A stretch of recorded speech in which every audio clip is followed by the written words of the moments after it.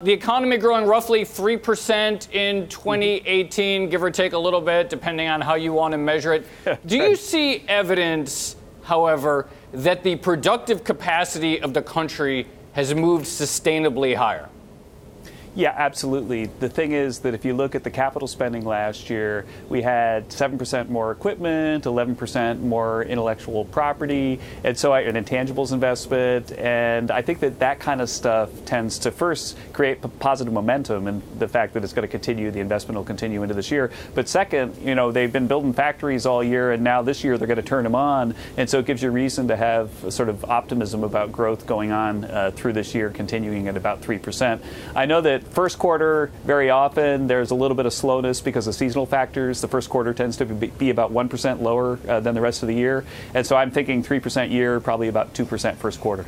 Kevin, one of the criticisms, or I guess just one of the skepticism that some people are putting into this report is the idea that a lot of what we saw in 2018 was fueled by tax cuts and fueled by other administrative and congressional measures that were essentially temporary. And so the question now is, in 2019, what do we have to really sort of push us forward with those things sort of not having the same effect? Well, first of all, deregulation is continuing, and I think even accelerating this year, because a lot of times when you're going to deregulate, you've got to study it for a long time and figure out how to change it so that it's better. I know there's a lot of deregulation planned, for example, in the Labor Department this year. On the tax side, remember that the tax cuts are permanent, and what happens is that if you cut the cost of capital for firms, then they have a higher long-run target capacity, but it's not easy to get capacity online. It's something that takes really 3 to 5 years, and so there's a much higher target capacity. We saw a big step in the right direction last year to move towards it, but there's a lot of room still to go. Talking of the tax cuts, of course, what they do is add to the budget deficit to a certain extent. How much are you worried about the debt load of the United States and the impact that it has on the economy in the longer term? Well, I think in the long run, of course, there is a problem that everybody writes about. But in the short run, what we're doing is looking at 3% instead of 2% growth because of the tax cuts. And that extra percent of GDP is something that will help make it easier to fix the problem in the long run. I think if you were to get 1% more a year for 10 years, then you're looking at about $3 trillion more GDP. And that's really a lot of wealth for Americans that can be turned back into tax revenue if you need it to be. But in the short run, I think you got to remember we started as the high corporate tax place on earth, and everybody was locating their plants overseas, not creating jobs here in the U.S., and our GDP, again, in 2016 was only growing at 1.6%. Now we've about doubled that, and we're doing it with, higher target capacity. And so I think that that's got to put the economy and taxpayers really on a firmer footing going forward. But of course, in the long run, these budget problems will have to be addressed. Kevin, let's talk about trade for a second. So obviously the threat of an increase in tariffs on China has been at least delayed for a while amid progress in trade talks.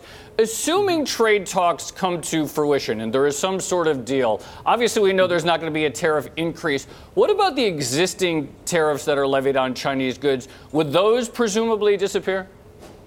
I can't get into the negotiations right now, but I think that, we've made an enormous amount of progress. Ambassador Lighthizer just testified about that progress. And I think that, some of the most interesting things he talked about were like the sketch of an agreement on enforcement, which was one of the trickiest nuts to crack.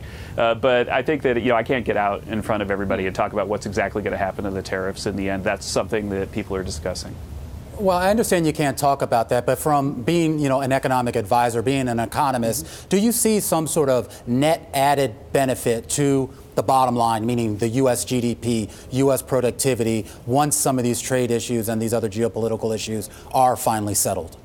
If we first, the resolution of uncertainty is a big upside risk for the economy this year. I think that it's great for China and great for the U.S. if we get a deal that, we're beginning to see sketches of that would really be great for both of us. It would open up Chinese markets for U.S. firms in a way that doesn't make them sign over their intellectual property and, open up the U.S. market in a way that it's not necessarily for Chinese firms as we adjust, parameters on our side. And so I think that there's a big upside from the trade deal, and we're beginning to see a sketch of it. But I think from the point of view of U.S. investors, the way to think about it is that, we estimated about a year ago that the Chinese theft of intellectual property was costing hundreds of billions of dollars for U.S. firms. If that really stops, then that's, hundreds of billions of dollars that's going to be kept in our pockets instead of going over to the Chinese. You were talking about how earlier, Chairman Hassett, we might see further taxation maybe in the future if we are going to tackle the debt. where would you most economically put the tax upon? Would it be on consumers? Would it be on businesses? Where do you foresee that having the best bang for its buck? Sure, revenue can go up without going up as a share of GDP. And so what I'm saying is that if you've got 3 trillion more GDP, you're naturally going to have, say, about 20% of that would be higher revenue, say, normally.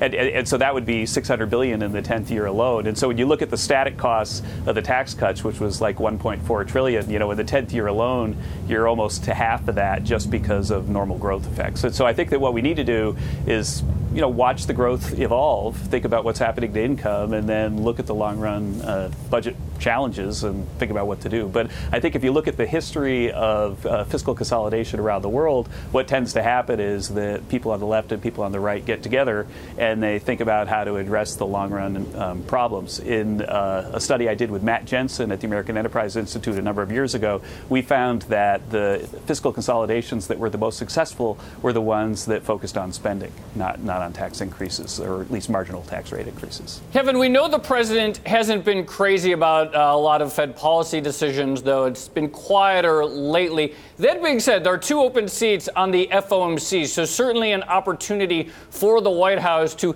continue to exert influence or to get economists on there who see the economy the same way. How soon might we see those seats filled?